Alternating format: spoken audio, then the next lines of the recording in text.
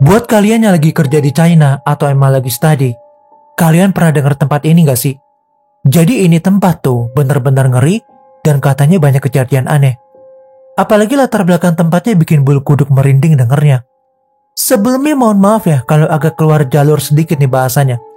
AA tertarik bahasnya karena latar belakang gedungnya yang lumayan kacau dan cukup nyeremin sih. Tanpa berlama-lama lagi, langsung aja kita gaskan ke case-nya. Jadi tempat angker ini bernama Liwan Plaza yang terletak di kawasan Guangzhou Liwan Square dan merupakan satu-satunya dari 10 tempat paling horor seantero Cina nih. Gak hanya tentang cerita supernaturalnya aja, banyak kejadian kelam juga nih yang terjadi di kawasan ini sejak awal dibangun.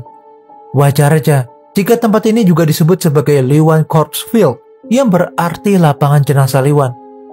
Liwan Plaza sendiri terletak di kawasan mewah Xiaoju Road, distrik Liwan, Guangzhou, China. Terdapat tempat perbelanjaan 6 lantai nih, yang memiliki luas 14 hektar lebih nih, dari 2000 pertokoan dan juga 8 gedung tempat tinggal, yang tentunya terbilang mewah. Menurut cerita yang beredar luas, awalnya pengembang Liwan Square adalah seorang pebisnis culas, pemilik Guangzhou Guangjian Group yang bernama Xie Mou. Ia terkenal dengan liciknya nih, untuk ngelakuin pembebasan tanah di kawasan itu. Salah satunya dengan mengirim perampok dalam jumlah besar, untuk memaksa warga setempat pindah dari daerah itu. Meskipun begitu nih ya, gak ada orang yang berani buat ngehentiinnya. Diketahui, Xie Mou ini termasuk orang yang berpengaruh. Di pertengahan tahun 1993, dia ngelakuin hal yang sama sekali gak masuk akal. Xie diketahui dengan sengaja ngelakuin pembakaran terhadap rumah-rumah yang gak mau direlokasi. Hal ngeri itu berakhir dengan hilangnya nyawa 24 orang. 12 ngalamin luka bakar parah, dan lebih dari 100 orang menjadi homeless atau tunawisma. Gara-gara peristiwa ini, Xie akhirnya dipenjara dan pembangunan Liwan Square dihentiin. Setelah kejadian naas itu, konon warga sering dengar tangisan anak, teriakan wanita, dan suara para orang tua yang lagi main kartu. Beberapa bulan kemudian, warga yang udah gak betah dan milih buat pindah dari kawasan tersebut, hingga nyisain 2 rumah aja. Pembangunan Liwan Square yang seperti itu akhirnya dilanjutin oleh direktur baru Guangzhou Guangjian Group yang bernama Wang.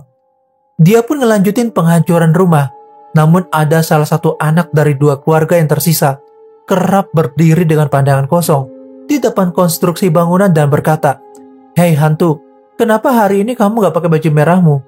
Kamu terlihat nyeremil." Gak jauh berbeda nih, Wang sebagai direktur kedua dari Guangzhou Guangjian Group juga terkenal sangat licik.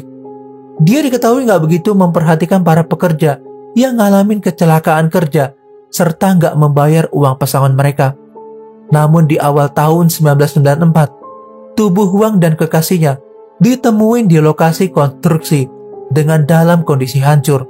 Proyek itu pun akhirnya kembali dihentikan. Nasib yang sama juga dialami direktur ketiga yang meninggal dalam perjalanan liburannya. Rentetan kejadian naas juga menimpa direktur keempat Guangzhou yang merupakan seorang mantan tentara. Dia orang yang gak percaya tahayul, meski pondasi yang ia pasang selalu roboh. Dia kemudian mencurigai ada orang yang sengaja membuat gosip tentang hantu di lokasi konstruksi tersebut. Untuk membuktikan hal tersebut, dia dan beberapa orang kemudian nyoba untuk menjebak orang iseng itu. Namun naas, saat mereka mengendap masuk ke dalam lokasi konstruksi, pihak security mengira mereka berniat untuk mencuri. Security itu dengan segera melepaskan beberapa penjaga anjing yang ganas. Bos itu pun akhirnya meninggal dunia dengan cabikan dari anjing itu. Setelah kejadian tersebut, dikabarkan tiap tengah malam terdengar seorang pria menangis dan mengatakan ini sakit sekali. Tentu beberapa kejadian yang terbilang aneh itu pun benar-benar membuat Guangzhou Guangjian Group merugi. Hingga akhirnya di tahun 1994, mereka dinyatakan bangkrut. Gak lama setelahnya, developer asal Hong Kong pun mengambil alih proyek Liwan Plaza. Karena telah mendengar desas-desus tentang gangguan aneh yang terjadi, mereka kemudian ngedatengin seorang ahli Feng Shui ke lokasi konstruksi. Ahli Feng Shui tersebut menyarankan agar tanah di proyek tersebut dijadikan sebagai taman atau kuil aja, karena kondisi tanah yang kurang bagus dalam Feng Shui. Ia juga memperingatkan kalau konstruksi Liwan Plaza ini terus dilanjutkan, akan membawa mara bahaya bagi penghuninya hingga 3 generasi. Namun nampaknya nasihat itu nggak digubris sama pengembang. Di hari kedua, mereka malah ngubur 8 peti mati yang digunakan buat nangkal aura jahat di sekitar lokasi. Di bulan yang sama, keluarga direktur tersebut meninggal dunia secara silih berganti. Gak lama kemudian, dia pun dipenjara atas penyelundupan tenaga kerja, sampai akhirnya meninggal di dalam penjara karena mengalami sakit otak. Akhirnya proyek Liwan Plaza ini diambil alih oleh pengembang asal Taiwan, dan mereka berhasil menyelesainya. Tentu banyak orang meragukan cerita ngeri tersebut pernah terjadi. Karena kalau emang rentetan peristiwa naas itu terjadi, kenapa nggak ada laporan atau berita yang memberitakan hal itu? Apalagi soal pengembang yang dengan sengaja membakar semua orang di kawasan tersebut. Terlalu aneh jika nggak ada kabar sama sekali.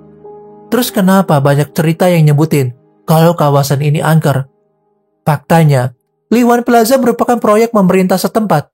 Dan selanjutnya, hingga sekarang kawasan ini dikelola oleh pengembang asal Hong Kong yang bernama Suinan Real Estate Development. Mereka nyelesain proyek ini dengan bantuan ahli Feng Shui, karena diketahui masyarakat China sangat concern akan hal tersebut. Banyak orang yang bisa mengasumsikan Liwan Plaza merupakan daerah angker, karena setelah proyek selesai, banyak hal naas yang menimpa para penghuninya.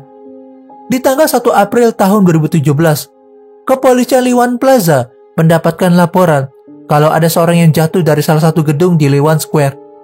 Saat mereka tiba di lokasi, pria itu dinyatakan metong.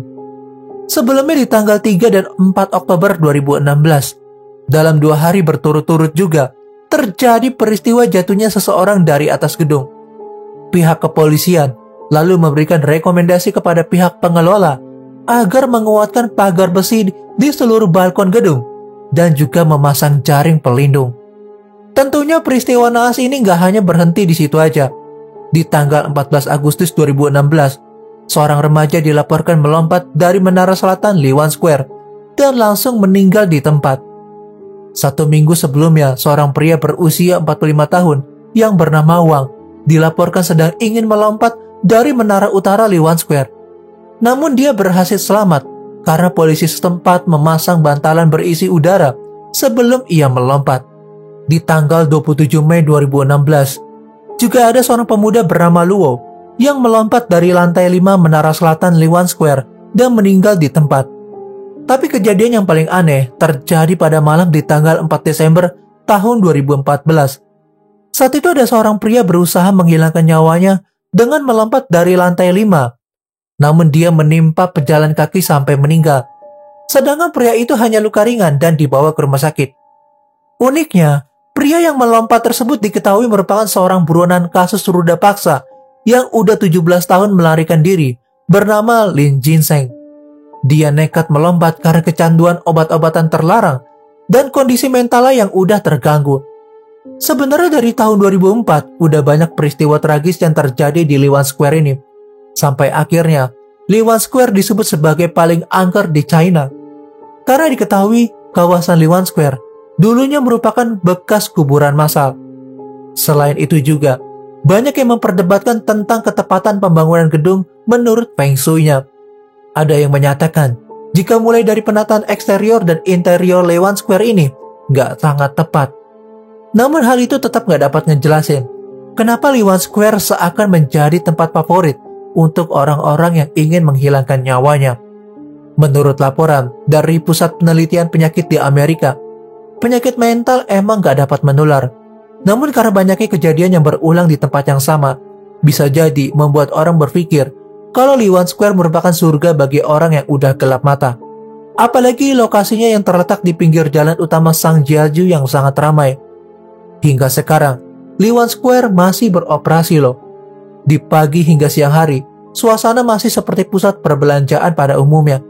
Namun, jika malam menjelang, mulai terasa aura yang gak dapat dijelasin dengan kata-kata. Dan kalau menurut kalian yang tinggal atau gak kerja di sana nih, bener gak sih kalau Liwan Square ini angker banget? Coba deh komentar di bawah ya buat yang tahu.